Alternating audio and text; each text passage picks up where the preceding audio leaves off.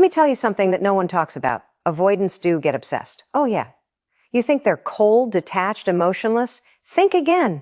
Because behind that wall they've built, there's one person they cannot stop thinking about. Not the one who chased them, not the one who begged for love, but the one who flipped the script. The one who walked away with their head high, with self-respect, with boundaries so strong it shook the avoidant to their core. That's the person the avoidant becomes obsessed with. And today, we're going to talk about exactly who that person is and why they hold so much power over someone who spent their whole life running from connection. The power of detachment is something most people underestimate, especially in relationships with avoidant partners. See, the anxious partner is wired to seek closeness, reassurance, and connection. And they often think that the more they love, the more they give, the more they pursue, the more the avoidant will eventually open up. But that strategy backfires every single time. Why? Because the avoidant is wired for space, for independence, for emotional distance. So the more you chase, the more they retreat. The more you try to get closer, the more they pull away. And that dynamic becomes a toxic dance where the anxious person feels rejected and the avoidant feels overwhelmed. But everything changes the moment you detach. And I mean truly detach, not pretending to pull back so they chase you, not using silence as a manipulation tactic, but detaching from the outcome, detaching from the need to fix them, change them, or get them to love you the way you want. That shift in energy, it's magnetic. Because suddenly, you're no longer playing the role they're used to. You're no longer validating their belief that people will always demand too much of them. You're not feeding the dynamic anymore. Instead, you're focused on you, on your peace, on your healing. You stop chasing, stop texting, stop begging to be seen, and start protecting your own energy. And that's the moment the avoidant starts to notice. Not right away, maybe, but slowly, quietly, they feel the difference. Because here's the truth about avoidance. They don't actually want someone who's glued to them. That makes them feel trapped. What they're drawn to, what they secretly crave, is someone who doesn't need them, someone who can walk away, someone who chooses them, but doesn't need to be chosen back to feel whole. That's the person who lives in their mind long after the connection ends. When you detach, you break the cycle. You stop trying to control how they see you. You let them sit with the silence, the loss, the absence of your presence. And that silence becomes loud. Because now they're not being smothered. They're left with their own thoughts, their own fears, their own regret.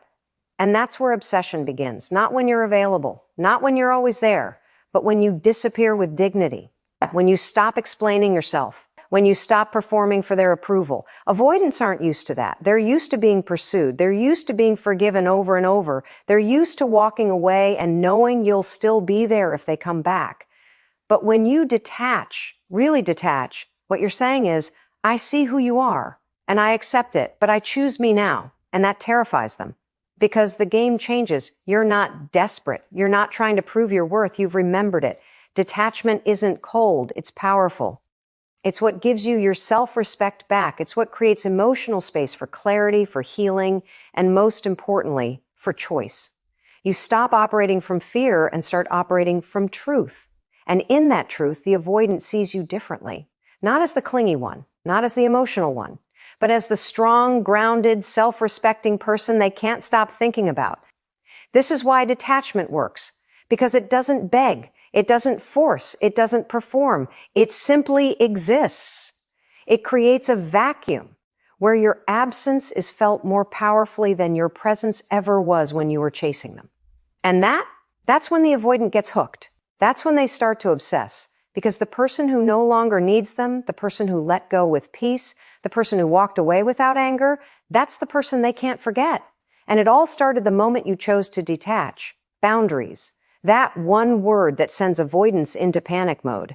Not because boundaries are bad, not because they don't understand them, but because real, healthy boundaries force the avoidant to confront something they've spent their entire life avoiding, emotional responsibility. When you finally start setting boundaries, it changes the entire dynamic. You're no longer available at their convenience. You're no longer allowing inconsistent communication, hot and cold behavior, or emotional withdrawal without consequences. And for someone who has learned to feel safe by staying in control and keeping emotional distance, this is deeply triggering.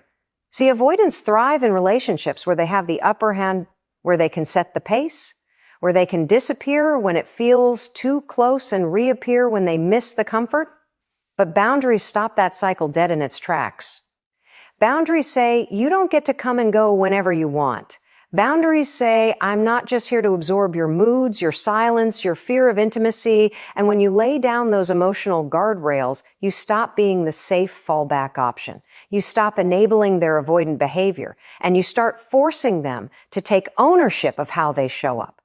This is what rattles them, because now the avoidant is met with resistance. For the first time, they're not in control of the emotional tone of the relationship. You are. And let me be real with you. That scares them, because the moment you set a boundary, you're no longer fitting into their narrative that people are suffocating, that connection equals control, or that they can't be themselves in a relationship. Instead, you're showing them a version of love that's not codependent. You're showing them that love doesn't mean self-abandonment. And that kind of stability, it's unfamiliar. It's threatening. It forces them to grow or leave. But here's where it gets interesting. The avoidant may resist your boundaries at first. They may pull away harder. They may test you. They might even accuse you of being too much or too difficult, because that's what avoidants do when they feel emotionally exposed. But underneath that defensiveness is fear. Fear that you're no longer tolerating what they got away with before. Fear that your respect for yourself might actually be stronger than your desire for them. And that's a game changer. When you enforce your boundaries consistently, not with aggression, but with calm confidence, you show them that love can exist with limits, that your heart is open, but your standards are high. And while they might push back, part of them respects it. Part of them is drawn to it, because boundaries signal security. Boundaries say, I'm not afraid to lose you if keeping you means losing myself. And that mindset flips the power dynamic. Avoidants are not used to being with someone who doesn't collapse under their withdrawal. They're not used to someone who doesn't go into panic mode when they go silent. But when you hold your boundary, when you stop over-explaining, when you stop trying to fix the disconnect, they're left with themselves. And that's where the shift happens. They start to question their own patterns. They start to feel the cost of their emotional distance, because your boundary creates consequences. And that consequence is your distance, your silence, your absence. The truth is, boundaries aren't about punishment. They're about protection. Your protection, they're about reclaiming your worth after constantly trying to prove it to someone who wasn't emotionally available. And when you do that, when you draw that line and say, this is what I need, this is what I will and will not tolerate, you're no longer easy to manipulate. You're no longer easy to access. And for the avoidant, that changes everything. They might not admit it. They might not even react right away. But make no mistake, your boundaries leave an impression. They break the pattern. They expose the fear they're hiding under their emotional detachment. And deep down, they know they're either going to have to rise to your level or lose you. That realization doesn't just trigger them, it wakes them up. Most people think the way to win over someone with an avoidant attachment style is to try harder, be more patient, be more understanding, show them you're not going anywhere. But that mindset doesn't work. It only reinforces the exact dynamic that pushes them further away. Because pursuit, no matter how well-intentioned, doesn't create desire in the avoidant. It creates pressure. And pressure is the one thing they've been trained to run from their entire lives. If you want an avoidant to see your value, truly feel your worth, it doesn't come from how much you pursue them. It comes from how deeply you respect yourself. See, respect is what shifts the energy. When you stop chasing, when you stop trying to be enough for them to finally stay, and you start showing up for yourself, everything changes. Respect means you're not texting when you know they're emotionally unavailable. Respect means you're not rearranging your whole life to match their inconsistency. Respect is when you decide your peace matters more than their confusion. And the moment you shift from pursuit to self-respect, the dynamic between you and the avoidant breaks wide open. Avoidants are hypersensitive to control. They perceive emotional closeness as a threat to their independence. So when you're pursuing them, when you're constantly available, constantly initiating, constantly trying to fix what they won't even name, they feel cornered. It confirms their worst fear, that being in a relationship means being overwhelmed, being responsible for someone else's feelings, and losing their autonomy. That fear activates their walls. And once those walls go up, no amount of love or chasing gets through. But respect, that cuts through. Not loudly, not emotionally, but powerfully. Because respect is quiet strength. It doesn't beg. It doesn't chase. It says, I love you, but I love me more. It's the decision to walk away from someone who can't meet you emotionally, not to punish them, but to protect your soul. And that shift from chasing to choosing yourself is what makes the avoidant stop and think. Because now they're not feeling smothered. Now they're feeling the weight of your absence. And in that silence, they realize that what they thought they needed, space, distance, detachment, isn't nearly as satisfying as the respect they just lost. The person who earns the avoidance obsession isn't the one who never gives up. It's the one who knew when to stop. It's the one who didn't fight their walls but refused to shrink for them. That's what respect looks like. It's knowing your worth and refusing to prove it. And for someone who's used to being emotionally pursued, that kind of detachment doesn't read as rejection. It reads as power. Real power. The kind that says, say you don't get to define me. And that's the moment they begin to respect you. What avoidants remember, what haunts them long after the breakup, is the person who didn't stay in the pattern, the one who didn't keep showing up after being pushed away, the one who stopped trying to earn love that should have been freely given. That person commands respect, not just from the avoidant, but from themselves. And that's what changes the whole story, because pursuit might get their attention for a moment, but respect, that stays with them. That leaves an impression, that triggers reflection, and maybe, just maybe, that starts the growth they never knew they needed. Pursuit says, please pick me. Respect says, see, I already chose myself. And when you move in that energy, you stop trying to get them to wake up, and you become the wake-up call. There's a moment in every dynamic with an avoidant where the energy shifts. At first, you're the one chasing. You're the one initiating, over-explaining, trying to soothe, trying to close the emotional gap. You feel like if you just love them hard enough, they'll eventually come around. But they don't. Instead, the more you chase, the more they withdraw. The more you give, the less they reciprocate. And that dynamic wears you down. Until one day, you stop.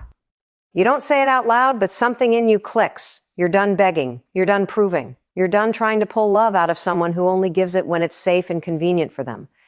That's the moment everything changes. That's the shift from chaser to challenge. Avoidants aren't consciously looking to hurt you. They're protecting themselves. Their walls, their distance, their shutdowns, they're all shields. And when you chase, they feel justified in keeping those shields up.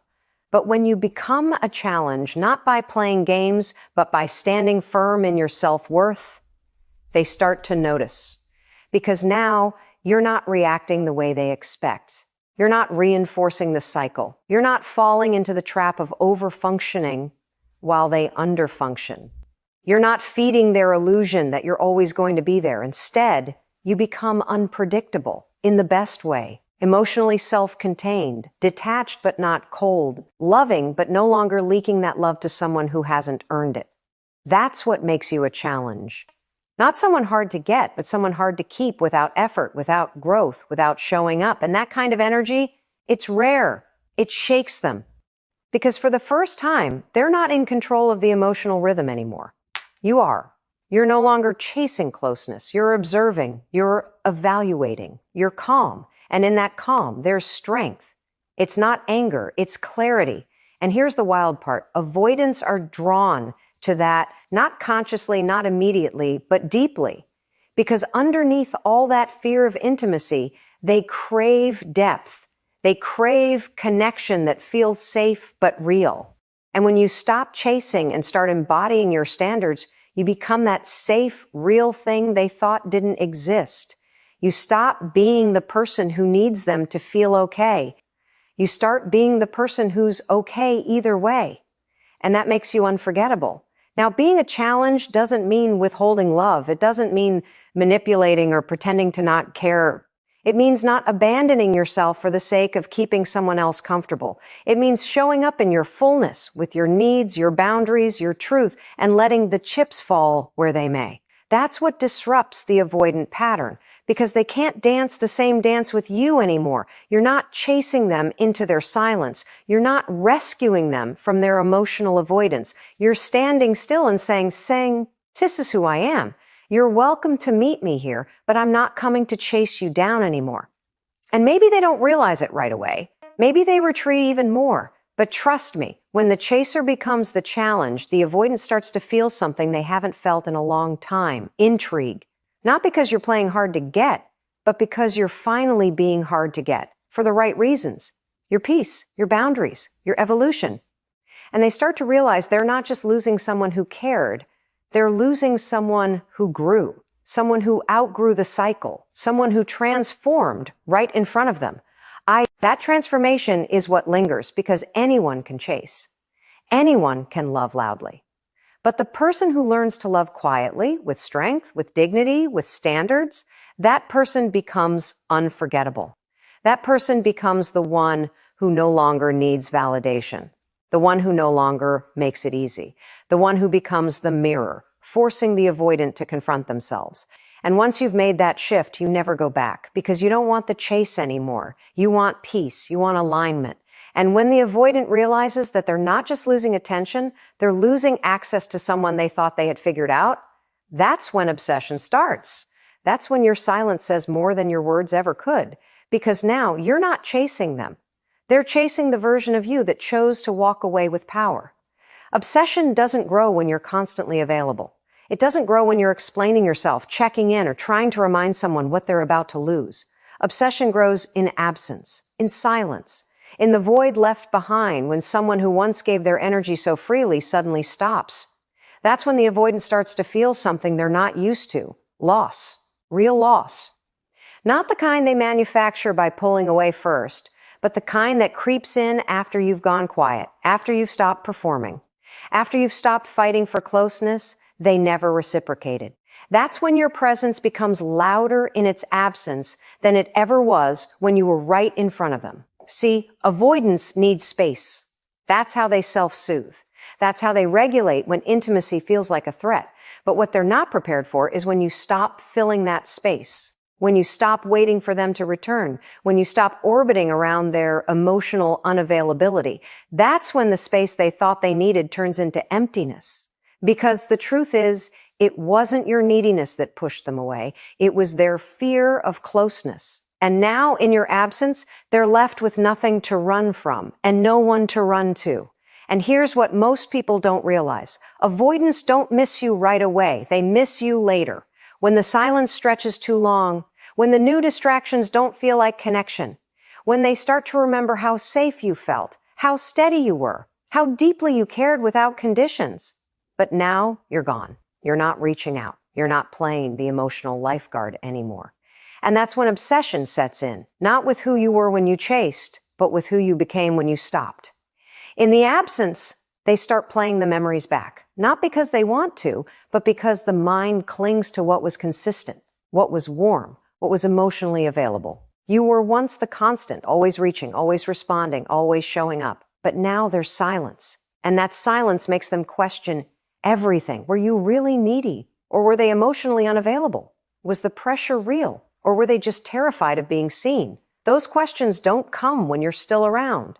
They come when you disappear with grace, when you stop defending your worth, when you let them sit in the consequences of emotional distance. Avoidants aren't wired for vulnerability, but they are wired for pattern recognition. And when you break the pattern, when you no longer react to their withdrawal, when you no longer run after them, they feel the shift. And suddenly, the emotional weight they refuse to carry becomes their own. That's when the obsession starts to grow, because now they're chasing closure that doesn't exist. Now they're replaying the connection that ended without a grand finale. You just stopped giving, stopped pushing, stopped proving. And that lack of resolution, that unsettles them more than any fight ever could. This is why your absence is more powerful than your presence ever was during the chase, because in absence, there's mystery. There's space for regret. There's time for reflection. And for an avoidant who has spent their entire life avoiding feelings, reflection can be excruciating, but necessary. They start to remember your laugh, your calm, your loyalty, The way you never asked for too much, only for what was fair. And now they start to wonder, why did I run? Why did I push that away? Why didn't I just let myself receive it? That's the beginning of their obsession, not with controlling you, but with understanding what they lost. So if you're wondering whether they think about you after you walk away, yes. Not because you begged for it, but because you didn't. Because you chose silence over performance, peace over chaos, dignity over desperation. And that energy, that's unforgettable. That's the energy that lives in their head, not just as a memory, but as a lesson. You became the one that got away. Not because you disappeared, but because when they distanced themselves, you didn't follow. You let go. And that, right there, is when the avoidance starts to obsess, because now you're not a memory they can control. You're the standard they can't forget. So here's what you need to hear loud and clear. The avoidant doesn't become obsessed with the one who chased. They become obsessed with the one who changed, the one who stopped fighting for scraps of connection, the one who realized that love isn't proven by persistence, it's proven by presence. And when that presence is no longer available, it hits them hard because your absence holds them accountable in ways your words never could.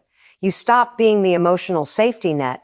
You stop playing the role of the always available, always forgiving partner. And that shift from chaser to challenge, from overgiver to boundary setter, that's what haunts them. That's what lingers. That's what turns curiosity into obsession. Because now they're not just thinking about what you were. They're thinking about who you became when you realized you deserved better. You didn't lose them. They lost you. They lost someone who was patient, real, loving, and loyal. And while they were busy avoiding closeness, you were learning how to reclaim your power. You were learning that love without respect is just emotional servitude. And when you finally stopped showing up for their comfort and started showing up for your own peace, that's when they started waking up. So if you're sitting there wondering whether they feel your absence, wondering if they're thinking about you, yes. But more importantly, you need to feel your presence. You need to remember who you are when you're no longer chasing validation. Because the real shift isn't about making them obsessed, it's about becoming someone you're obsessed with. Someone who knows their worth, holds their ground, and never begs to be chosen again. Let them wonder, let them regret, let them sit in the silence they created. You've already moved on from proving your value to embodying it. And that's the most powerful move you'll ever make.